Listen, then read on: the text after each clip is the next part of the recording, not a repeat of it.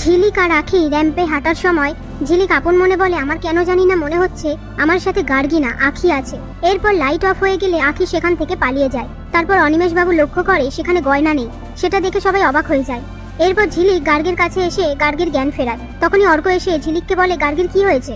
ঝিলিক বলে, জানি না, ও এখানে অজ্ঞান হয়ে পড়েছিল, তুমি একটু ওকে দেখো, আমি এক্ষুনি আসছি। এই বলে সেখান থেকে বাইরে আসে। আর তখনই আখি ঝিলিকের পাশ কাটিয়ে বেরিয়ে যায়। তারপর আখি সমস্ত গয়না চুরি করে নিয়ে সেই ম্যাজিশিয়ানের বাড়ির লোকেদের দিয়ে দেয়। এদিকে অনিমেষ বাবু ঝিলিককে বলে, তুই কোথায় গিয়েছিলি? ঝিলিক বলে, আমি বাইরে গিয়েছিলাম। সেই মুহূর্তে অর্ক গার্গীকে সেখানে আনলে পলি বলে, ওর কি হয়েছে? অর্ক বলে, ঠিক মতো খাওয়া দাওয়া করেনি, ওর শরীরটা খারাপ হয়ে গেছে। পাশ থেকে রাইমা বলে, সকাল থেকে একজনের প্রক্সি দিতে দিতে শরীর খারাপ হয়ে গেছে। তখনই গার্গী পলিকে বলে, আমি বাড়ি যাব। রাইমা বলে, বাড়ি গিয়ে কি করবি? আমরা তো সবাই এখানেই আছি। এরপর নীলিমা পলি আর রাইমাকে বলে গার্গীকে নিয়ে বাড়ি যেতে।